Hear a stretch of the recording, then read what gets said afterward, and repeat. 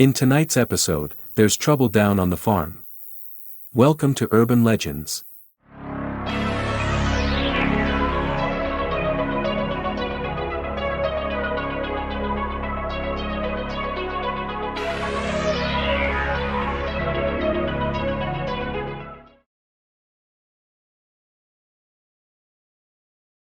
In 1975, a number of livestock were killed in the small town of Mocha, Puerto Rico. The animals were bled dry through a series of circular incisions, and initially, a satanic cult was blamed for the murders, but they began to happen in neighboring farms, and the farmers, whose livelihood was at stake, kept a watch-out, yet reported seeing no people around, and certainly no members of a satanic cult.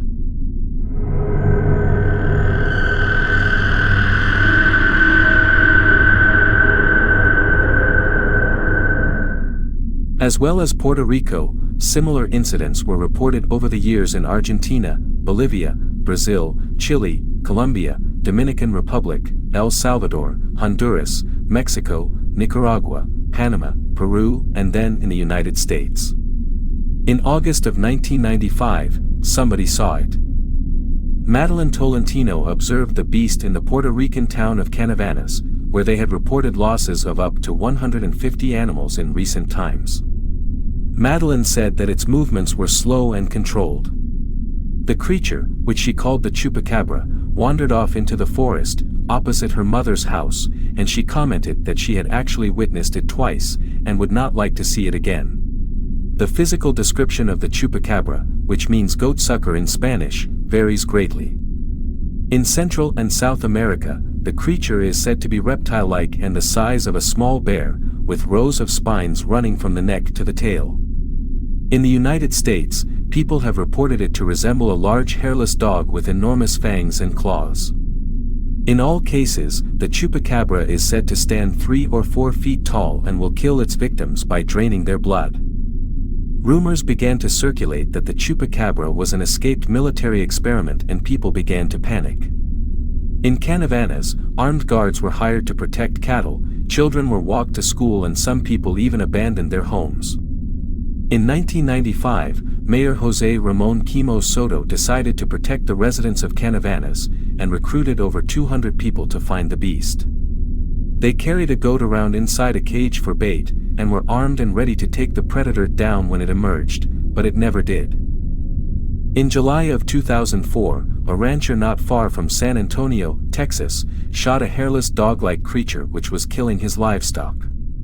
This animal, given the name the Elmendorf beast, was later found by DNA assessment conducted at the University of California, Davis to be a coyote with mange. In October of that year, 2 more carcasses were found around the same area. Biologists in Texas looked at samples from the 2 carcasses and determined they were also coyotes suffering from very severe cases of mange. In Coleman, Texas, a farmer called Reggie Lago caught an animal in a trap he set up after many of his chickens and turkeys had been killed. The animal was described as resembling a mix of hairless dog, rat, and kangaroo. Lago provided the remains of the predator to Texas Parks and Wildlife officials for an identification, but Lago reported in a 2006 interview with John Adolphi, founder of the Lost World Museum, that the critter was caught on a Tuesday and thrown out in Thursday's trash. University of Michigan biologist Barry O'Connor said that all the Chupacabra reports in the United States were actually coyotes infected with the parasite Sarcoptes scabiei, the symptoms of which would explain most of the Chupacabra sightings. These animals would be left with little fur, hardened, thickened skin, and a bad odor. O'Connor assumed that the attacks on goats occurred because the animals are greatly weakened, so they're going to have a hard time hunting. They may be forced into attacking livestock because it's easier than running down a rabbit or a deer. In Manipur, India, Chupacabras were suspected of killing livestock in 2018, with many people having reported seeing the creatures. However, after one was found dead, animal experts concluded that they were in fact just rabid dogs, attacking livestock for an easier meal. There are a handful of supposed Chupacabra photographs and videos, but the subjects are more than likely animals, such as the coyote with serious mange.